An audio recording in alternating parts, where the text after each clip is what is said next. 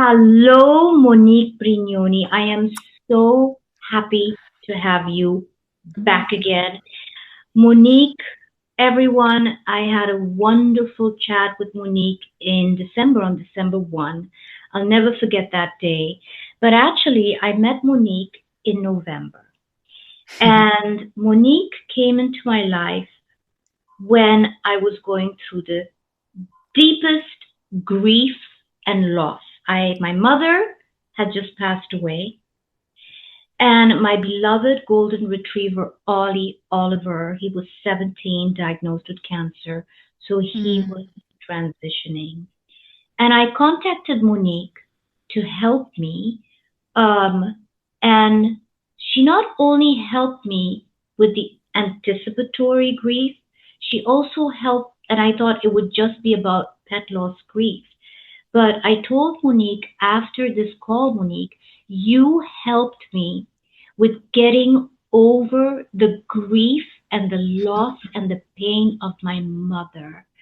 And that was something I did not expect that you would do for me. I thought no one could do that for me. Everything you told me with regards to Oliver, my golden retriever, the same thing applied for my mom, because Yes. it's the same knowledge, it's the same wisdom, it's the same techniques. And I thought, my God, how did this brilliant, wonderful lady step into my life at a time when I needed it the most? And you have no idea how grateful I will always be for what you taught me.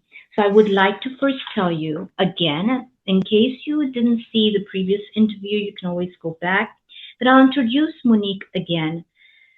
Monique is a sacred pet doula trainer, pet death doula trainer, multi-sensory animal intuitive, international speaker, soul coach, meditation instructor, heart facilitator, crystalline soul healing practitioner, and she is part of the faculty of the Shift, network. As a pet doula trainer and spiritual initiator, Monique trains and certifies emerging pet doulas to become leaders in a new paradigm of animal end-of-life care. One guided not by fear, which we always have at the end of life of our beloved pet and even a loved one, or external authority alone, but by intuition, sovereignty, and sacred awareness.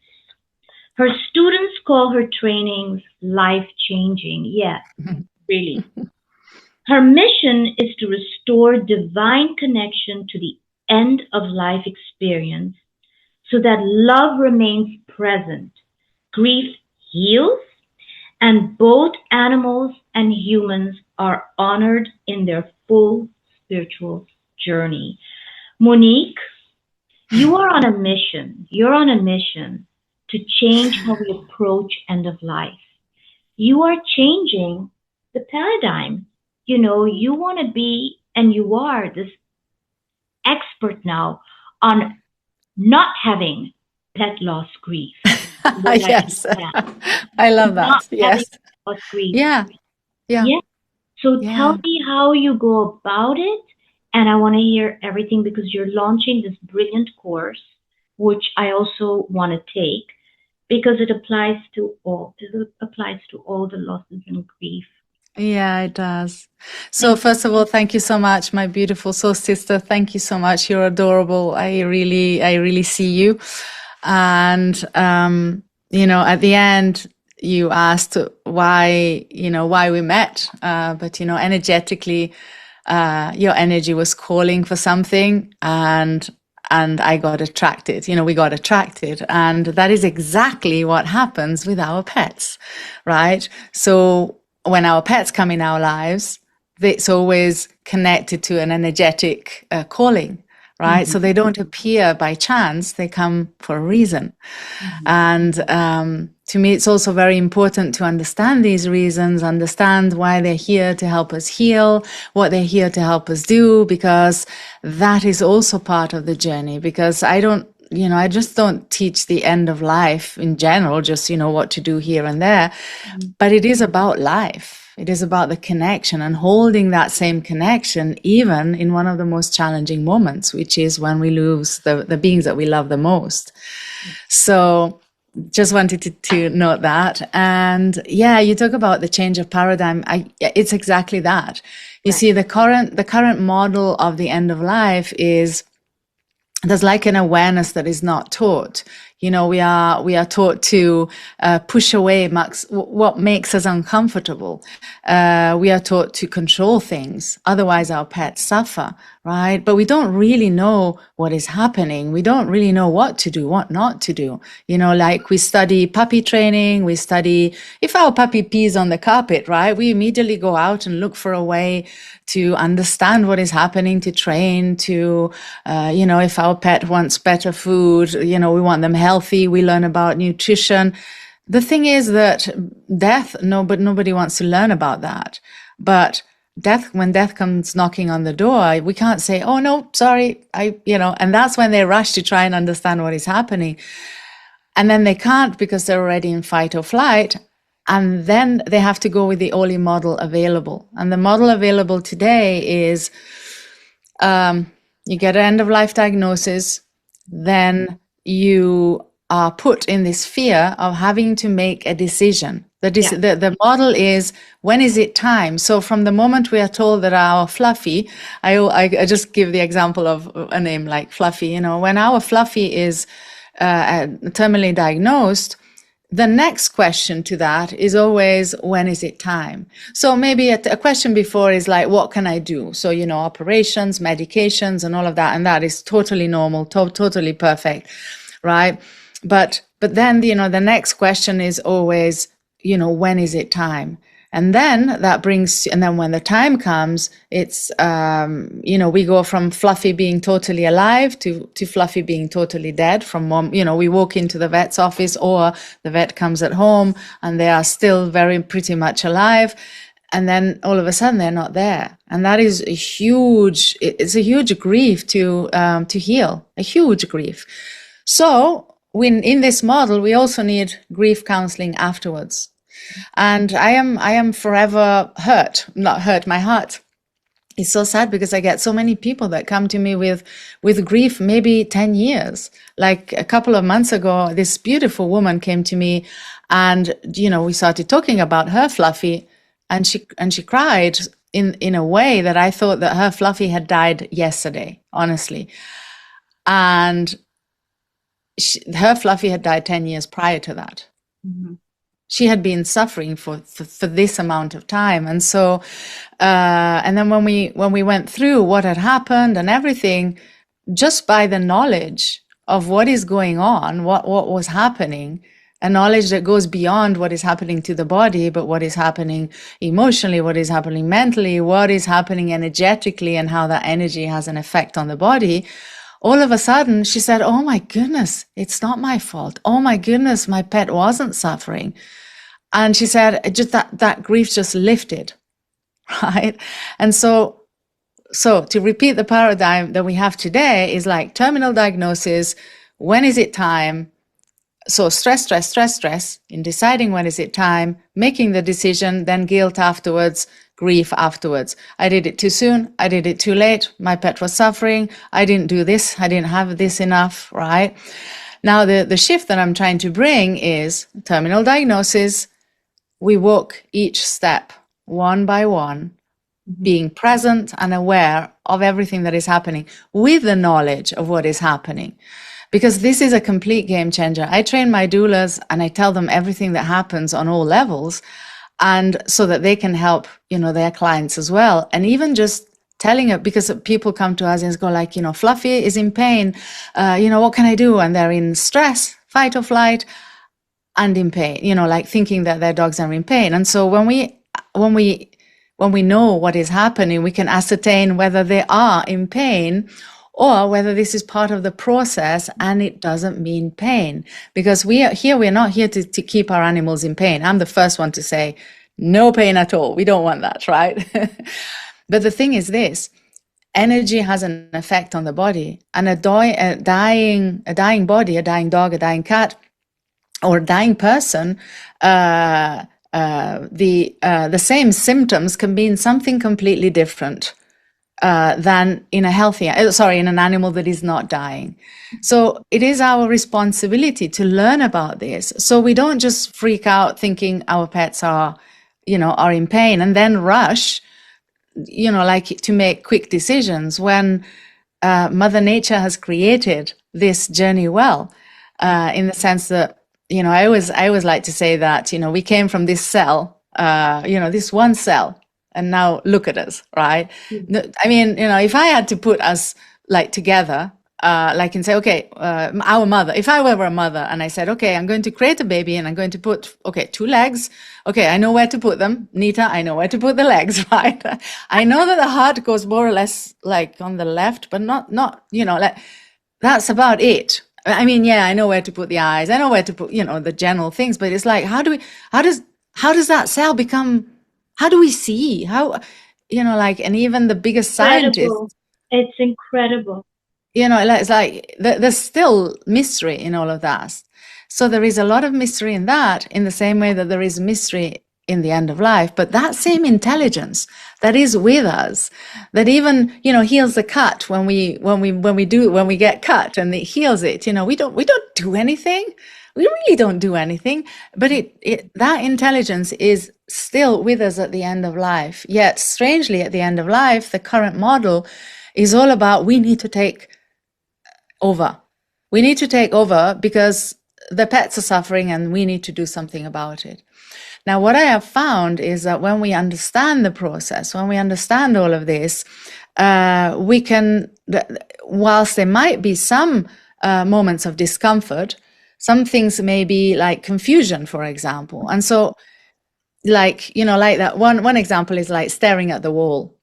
Yes. Like a lot of pet parents, say, well, this is no longer a life to be lived. They've got dementia. They've got, and because of the, the way that a lot of people suffer about, for dementia and things like that. It's like, I don't want my love to suffer that. And so we are lucky to have euthanasia, but it's all a projection of our own stuff, really, because animals don't have all of the mental going-ons that we have, right? They live each moment with what life brings them, and because they're connected to energy, they're connected to the life force. They know at all times what is going on. But going back to that staring at the wall, they're right. They're not there anymore. They're already visiting the other side. So they're temporarily coming up and down and up and down. And that is part of the process. It's part of the process because imagine I always bring the example of, imagine if you go into the Himalayas and you don't know about the Himalayas. And I don't tell you what the Himalayas are. And I say, come on, Nita, let's go. And you come with your flip-flops and I don't know what you come with. And then you get shocked. Because you can't come with the flip-flops in the Himalaya. It's really cold. And so you won't be able to enjoy that moment, to be present in that moment, to meditate with the monks, to enjoy, time with me watching the mountains. You won't be able to do that because you're so cold that you need to go into action, into doing something. And then if somebody offers you a warm blanket, you take it. Whatever anybody offers you, you take it.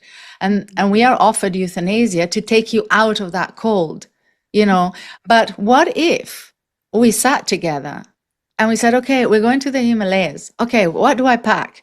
Boom, boom, boom. And we get ready. Now when we arrive at the Himalayas, it's still a bit chilly, right? But we've got everything that we need and we know how it is. So I'm not saying that we don't get sad about certain situations, but we know, when we know how to deal with it, it's completely different. Wow. Completely different. That is such a brilliant explanation. Yeah. Yeah.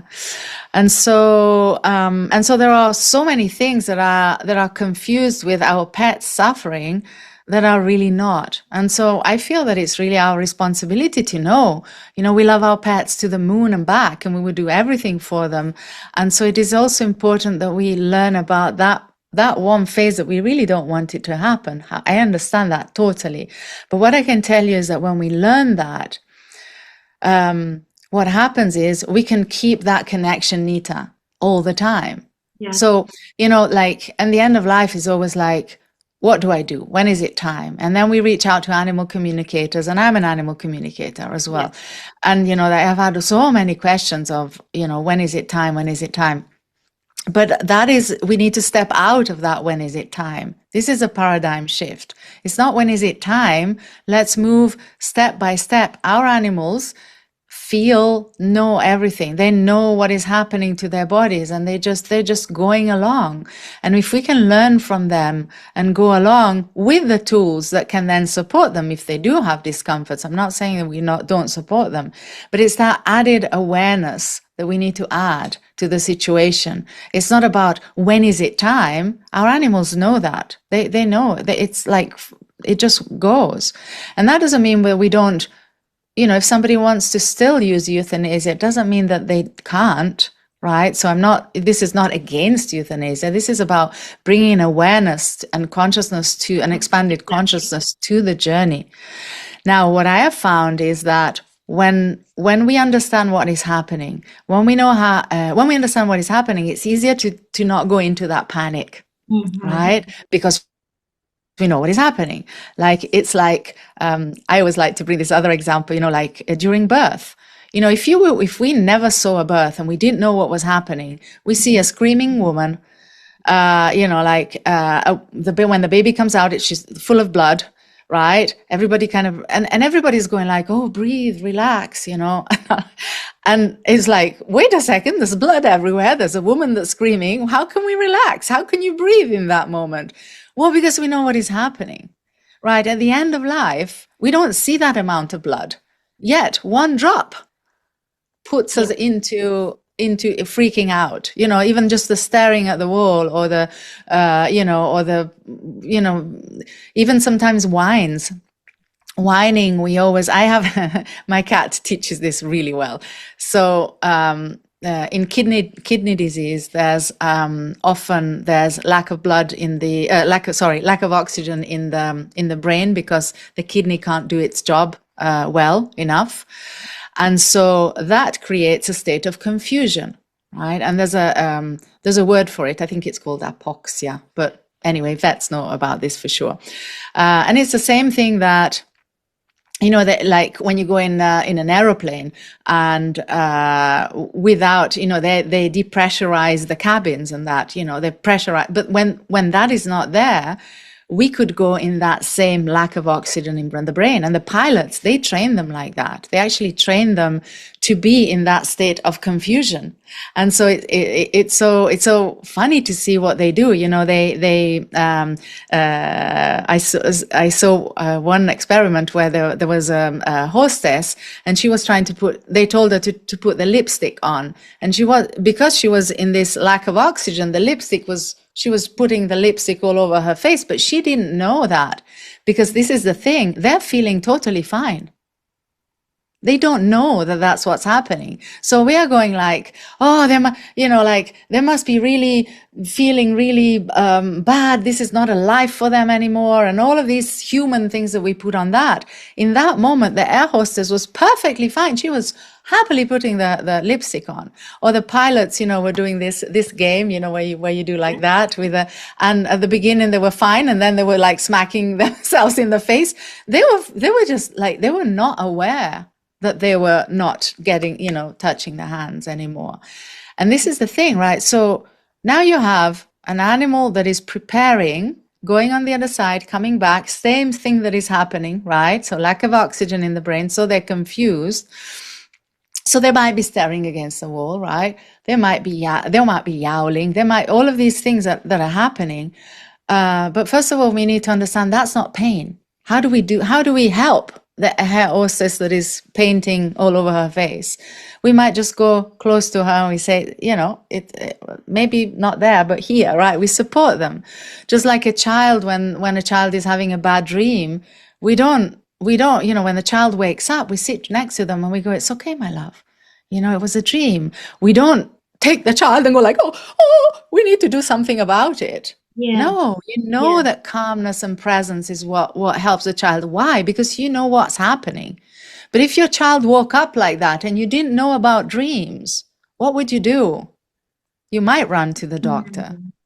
So going back to the kidney problem, which by the way in Chinese medicine, kidneys is the stopping of the life flow, the life force, oh yeah, well you can tell me better, right? So you know better than I, right? Yeah. So it's the I don't know better, but I understand. Yes, it is. You understand that, yeah?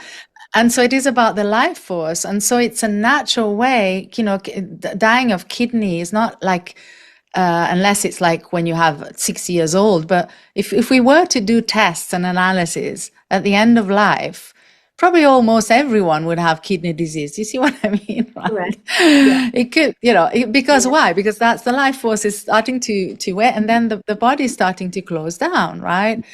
And it is not painful. This is the other thing. There's a lot of things that say that it's painful. Why do we think it's painful? Because, for example, like I was saying before, in cats, they start yowling at sometimes. They yowl.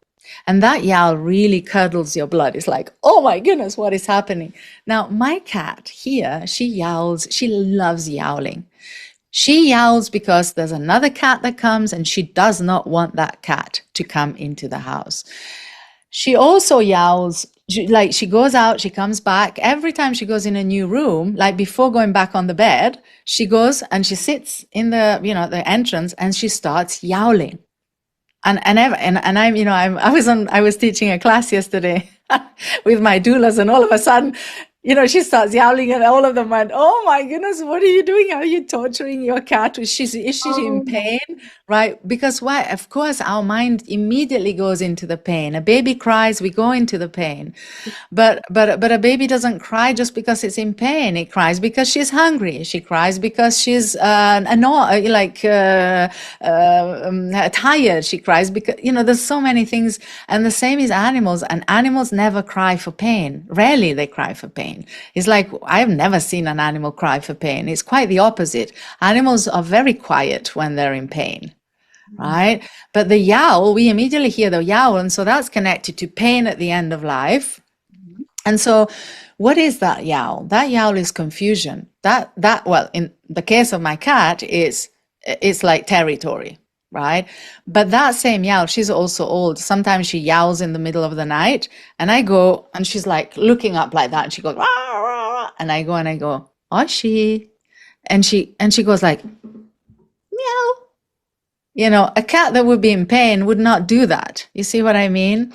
But we don't go to the extent of proving that. We just hear the yowl, we go into panic, we take them to the vet because we do not want our animals to suffer, right? But the yowl, you know, the other thing we have to understand, at the end of life, we are losing our identity.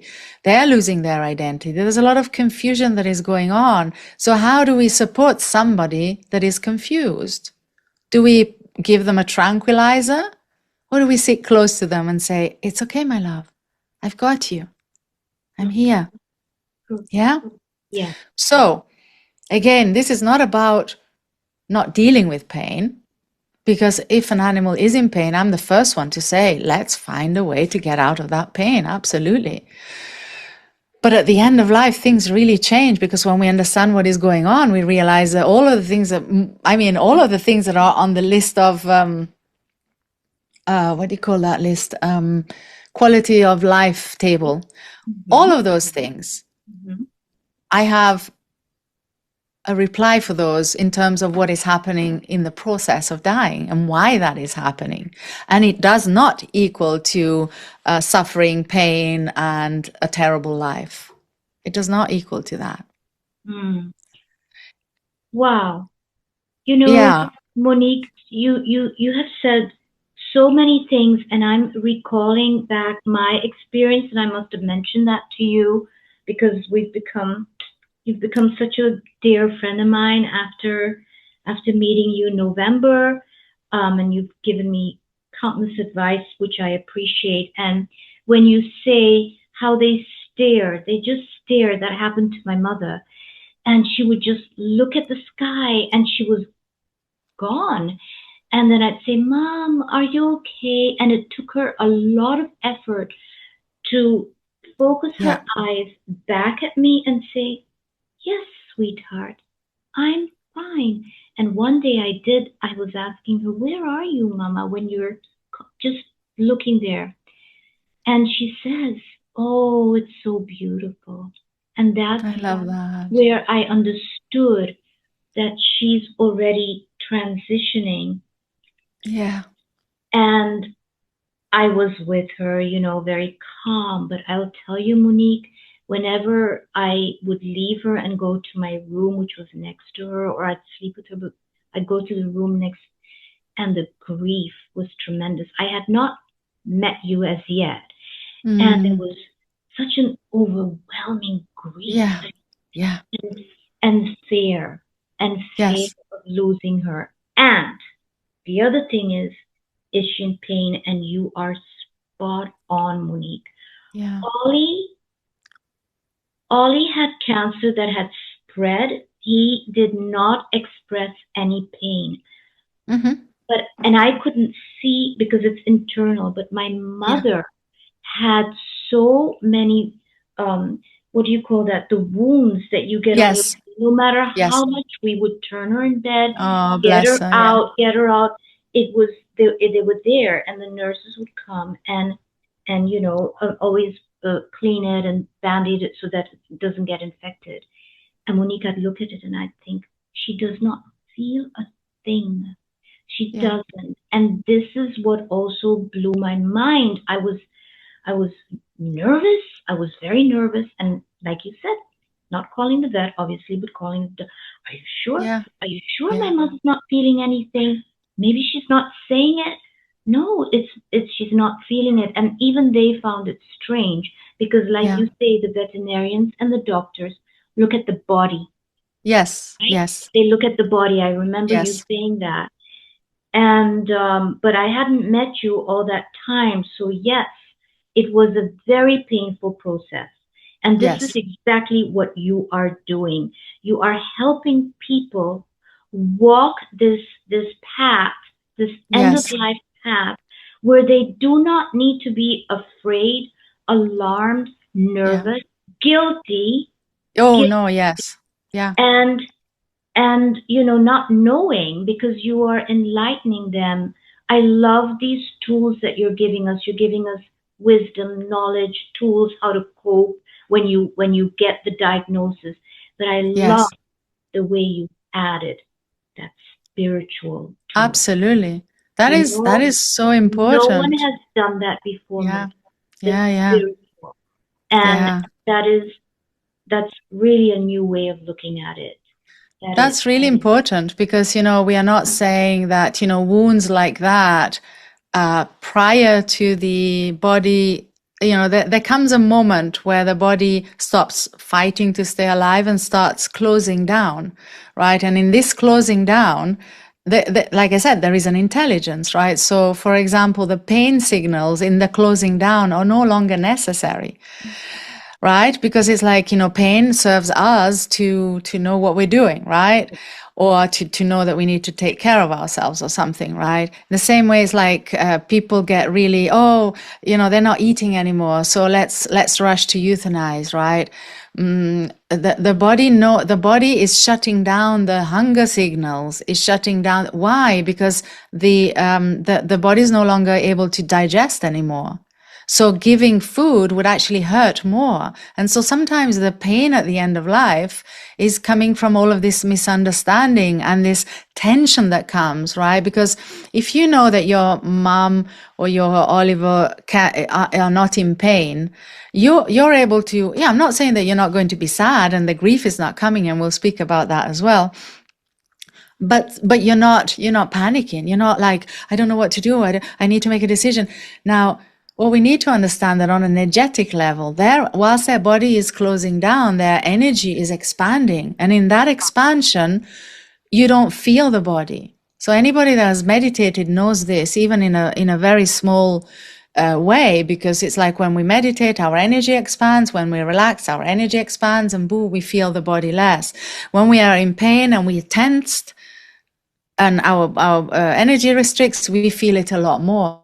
Now, the animal's body or the dying person's body is expanding, expanding, expanding. So they're feeling the body less and less and less. That's why there is a difference in what they're feeling in the body from a dying animal to a non-dying animal that has the same symptoms, right? You look at the same symptoms in a non-dying animal, I would rush immediately to the vet. Yeah. So, but it's about knowing that. And so whilst the energy is expanding, we don't feel the body anymore. In fact, you feel more connected to the boundless love that is when we expand, right? And what happens is, if we're very stressed, the more they expand, the more they become sensitive, right? So they become extra sensitive. So we already know that our animals, like children and elderly people, they're very sensitive already. But as they're dying in that dying journey, they are even more sensitive, because again, it's about expanding that energy. And the more you expand, the more you feel everything around you. So if we are sitting there next to them and we are worried sick and we are stressed out and we're worried about their pain that they're not even feeling, and we're worried about guilt and we don't know what to do, and we're all of that, what kind of experience are we giving to our animals, right? Yeah. And so, and they say, I don't want anybody to feel guilty about this, because they didn't teach us. We didn't know. I had to research it for 10 years, right? So this is the thing. But now you can have an opportunity to go like, oh, okay, let me learn about this, so I can give everything to my animal. And the beauty is that when we know, we can stay calmer, and when we are calmer, we stay connected. So we don't need anybody else to tell us what to do, because we know what our dog or our cat or our bird wants. We know it because we are still in the same way that we have a dog and we go like, oh gosh, it's time to take them for the walk. We know that they want to go for a walk. Now, it might not be because they're taking, the leash and they're coming and they're barking, it's time to go for a walk. But even before that, we have a sensation. We have all of these sensations. So we are constantly in connection with our animals, constantly. Yet at the end of life, we lose that because we are so stressed and we don't know what to do. Yeah. So my thing is like, it's worth it. It's worth it to learn this, because it will work for all the fluffies in your life. It will work for all the humans in your life as well. Yeah. And so yeah, it's really, and then we can keep that connection. I recently had an email from a student of mine, and she wrote to me. She said, I don't feel the same grief. I don't feel the grief that I was feeling with all of my other animals. And then she said, Monique, I think it's because I absolutely know that I have done everything possible. I was there at every moment for my dog. I did I cooked this, I did that, I prayed, whatever. But she was able to do all of those things with calmness and presence. And the dog was reacting to all of those. So the journey was quite beautiful. Yeah. And then when a dog died, there was like a completion that happened. So it doesn't mean that she doesn't miss her dog. I'm not saying that all sadness, but the grief heals. So you were sharing that you had grief when your mom was still alive, right? And that is normal. That is how it's meant to be. Why? Yeah. Because we are already, we are realizing that we're going to lose something, right? But there's a healing message in that grief. What's that message? What do our pets want us to understand? What did your mom want to understand? You are not alone without her. You're a divine, beautiful being that is whole and complete.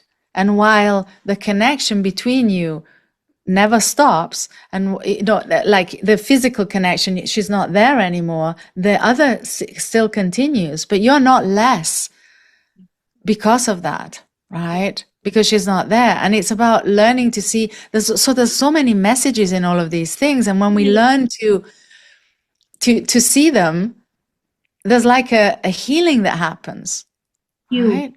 huge. Huge. Monique, I can tell you from my experience when I was listening to you in November. So I came back to Hong Kong. My mother transitioned in the Caribbean where she lives, and obviously I was with her. But I came back to Hong Kong in end September. Oliver got diagnosed right away with cancer. And because I had listened to you, I was a complete different person with Ollie. Yeah. So I listened to you. I was at the vet, and the veterinarian, she loves us so much. She's known us for so many years. She had tears in her eyes when she's telling me the diagnosis is not good, Nita. Ollie has cancer. And I looked at her and she said, and I looked at her and I looked at Ollie and I said, thank you. I'll come back to ask you what are the things. But right now, I think I'd like to go to the beach with Ollie. And Ollie looked at me, and I know he said to me, because I can communicate a bit, Mom, let's go to the beach. Are we done? Yeah. Let's just go to the beach. And I heard you say that. And the most important thing that I took away from you, one of the many important things, and this was the biggest one, though, for me, Nita, when you're grieving, when you're sad, you are vibrating on a very low frequency. Yes. And that is not okay. Yes. Oliver is happy. He's joyful. Like you said, he doesn't care. He's living in the moment. Yes. And he's on a high frequency. If you're going to continue on this low frequency, you're not going to be able to bond with him correctly, especially at the time. I took him to the beach. We sat in front of the water. We just looked at the water together. And then, we had a little chat and we enjoyed the beach. And because of you, those 6 weeks, the last 6 weeks from that day onwards with Ollie were so beautiful, Monique. So beautiful. We made every moment beautiful. We have 5 other doggies around that live with me. And they all loved Ollie. We all spoiled Ollie because as the weeks were progressing, he couldn't walk. We carried him. We take him to the beach until the last day. We went together outside the Chinese temple. We prayed. We picked up his flowers. We gave his favorite meal. Everyone had treats and their favorite meal. McDonald's. Every 2 months. Don't tell my veterinarian. No, it's fine. McDonald's, but of course we took out all the fat and all that. Chicken McNuggets always, and but only on special occasions. And it was the transition was so beautiful. And then, but like you said, you don't want to see them suffer. So he wasn't crying or anything, but it's not fun like how the kidneys give way. He would every night, he couldn't even get up to urinate. So he would completely wet himself in the urine and he couldn't even stand up even to urinate. And that was not okay. And then I spoke to the veterinarian. She goes, Nita, I think it's time because he's now completely, urinating and not, consistently on himself. And I held him tight one night. And yes, even I got drenched. And that was the last night. Then I said, okay, now I understand. It does not feel, it doesn't feel. Yeah. So she came over to the house, Monique, and she said she's never witnessed this kind of setup where, we had to say bye to Ollie. And it was done beautifully. And Ollie knew. It's like he gave us the consent. He just stayed and he wagged his tail lying down and he's like, this is he was ready. He was ready because, he'd already started with that, how you describe it. I can already understand that he'd already started that no return cycle. And, even then, when you understand that, you know how long it's going to last, you know what you can do, you want, and like you did, you also know what you want and what you don't, right? If that's an experience that you don't want to do, then that's fine. But at least you've given the opportunity to Ollie to prepare. Yeah. Because it wasn't, a lot of time we get a cancer diagnosis and in the immediate is like, oh, for fear of pain in the future, Yeah. you Yeah. need to euthanize as soon as possible.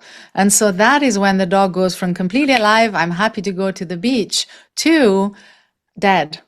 Yes. Right. So for them, it's like, what? I haven't prepared. I haven't gone and come back to the Himalayas, the Yeah. other side. I haven't, my body, and they haven't even started their body starting to slow down. And because there's so many preparations that go on that we don't see. And we're not honoring their end of life when we don't allow those preparations to Right. go, right? We immediately intervene going like, oh, I don't want you to suffer in the future. So Right. let me put you out of the misery. So it Right. is really important to know It these it's things. Yeah. so true because with Gina who passed away, she didn't even have time in the transitioning. Oh, Monique, I was I was Stressed. inconsolable. I was Yeah. inconsolable when Oh she left. yeah. When she left for months, I was Yeah. inconsolable. Yeah. And Oliver, thanks to you, no grief, just Yeah. beautiful, the most exquisite Mm. memories Yeah. of Ollie, and we still have, his pictures all over, and there's no grief Yeah. attached to it. And I have you to thank for that because you literally helped me walk my pet home. Home. That's what you did, and Yeah. no grief, you know. The thing with the grief is, like I said, it's not that grief does not happen. Grief happens, but it comes when our animal friends are still there with us. Yeah. So what usually happens is like, you go like, you start crying because you know about the cancer diagnosis, and then they look up at you and they go like, "Mommy, shall we go to the beach?" And you go like, "Oh, okay, all right." And so you change. So you go from down to up, and then you go down again because now you remember again. And what do I do without? And then you go down again, and then they come and they give you that goofy smile, and off you're on again in smiling. And all of this is actually teaching your nervous system, your Yeah. mind, your brain, what is happening. So the grief is coming, which needs to be. We're not saying that grief No, like grief no, doesn't exist.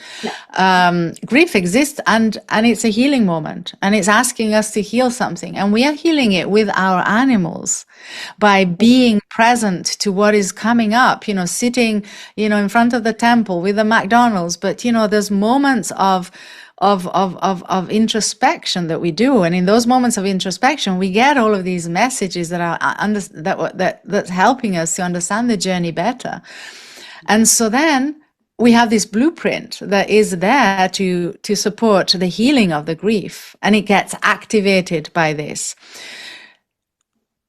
our awareness, right? And then when after the last breath, there's that completion. The grief has healed. The sadness can remain because, of course, when we think about our loved ones, we're like, "Oh, I wish you were here," right? Yeah, I yeah. mean, my first death. Oh my goodness, I was Ram, a complete mess. Rami, I Ram, was digging him Ram, back up. I was digging him back up. So I was Ram. like pulling my hair. So it's Yeah, not that I just woke up, happy. Not happy. I'm never happy about death, but you know what I mean. I'm still missing my little ones when they go, or I feel so much more, and we stay connected. We stay that's the thing. connected. That That's is the thing. So we can't miss them if we stay exactly connected. because what you taught Yeah. me, with the spiritual tools also. I mean, obviously, when I say no grief compared to what I had with Gina, Yeah. but when I say also I miss him, but because of the tools that you taught me in a spiritual way, I feel he's still around. Yeah. Yeah. I really Absolutely. feel Yeah. he is still Yeah. around. Yeah.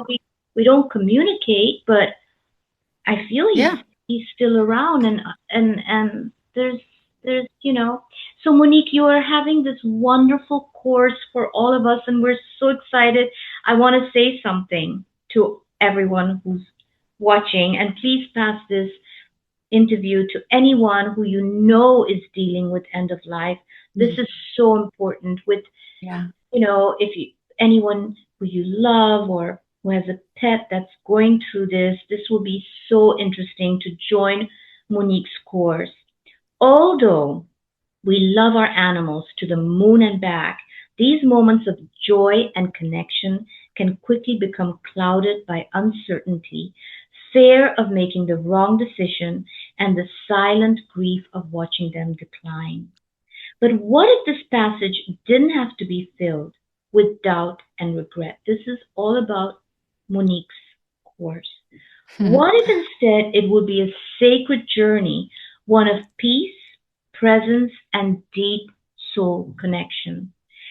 This is the path of the awakened pet parent, and this is exactly what Monique does. Every pet and human friend deserves to walk this path together, hand in paw, in a way that honors the love they've always shared. Yeah. Yeah. Yeah. Walk Your Pet Home is an invitation to awaken, to shift from fear to trust, from confusion to deep knowing, and from loss to a lifelong connection. It's a bridge of love across forever. And Monique is really deliver in that course. I mean, I've looked at the modules. It is incredible. You've really, really put this together so well. And I see you must have worked countless hours. And Oh, yes. 2 years. we are so excited, everyone. The link is here, her website, how to join her course, and also if you cannot do it live, I mean, you have the replays, and because of the time difference and everything. Monique, this has been a wonderful, wonderful chat. Is there anything else you would like to tell the audience? What else about the course? If there's anything that I missed out. Well, at the beginning, Nita, I thought that I had healed, that because, it's like, do you wake up in the morning and want to work with death and dying? No, you don't. And it's like, and you see, I'm often smiling, right? And people are going like, why, how, and sometimes I even ask myself, why am I smiling? But then I realized that it's because I've healed a lot of things, right? Because I was not smiling like that at the beginning with Rami. And I'm not to say that I will be smiling when my little ones go, but I still, there's a mixture of smiling and the tears, right? Because of course that passage needs to happen. And I thought that I'd basically healed with all of the years that I've been researching, because I have an inquisitive mind. I need to understand things. And so that's how that brought me on the understanding. But now I'm just so happy because I see my students, they go through Walk Your Pet Home. And now the model has changed slightly. It's like a self-study, so they can actually go through it whenever they want. And then we have live sessions that they can join to ask personal questions, right? Or we can go deeper. So that's a model that works because everybody is at a different place at a different time. And I have seen the change in them. I often get these emails that says, Fluffy died yesterday and it was beautiful, or Fluffy died yesterday and I don't know why I'm not feeling any grief. I'm and of course they've felt it during the journey. I'm not, like I said, right, but they've healed it. And I feel that this is an important shift in paradigm that we need to start looking at, because in a world like today, where there's a lot of things that are happening, these teachings are not just like for the end of life. These teachings are about life, because they're about the challenge. How do we sit with any challenge? How do we sit with the greatest challenge? And then when we learn that, we can sit with all the other ones as well. Right. And yesterday I was with my doulas. It was like, wow, I can help, I can do this, and I can, it works for life as well. it creates a deeper bond with your animal companion as well. Because this course, as you've seen, it's not just about the signs and the symptoms. That's part of it. But that's the second part. The first part is all about that expansion of consciousness, understanding how to go and have a deeper bond. It does speak about death and dying, but that first part can be taken even when you have a puppy. And it will help you when you go out for a walk. It will help you have to have a deeper connection with your animal. And so, yes, it's just really a big shift. And I feel that we are growing in consciousness as a population. And so it's a beautiful change that we can embrace that will make our lives better. So, yeah. This was wonderful. Thank you for this. Thank you so much. And I can't wait. Everyone, just have a look at this course. It's really an incredible. Thank you so much, Nita. You're adorable. Thank you. Bye.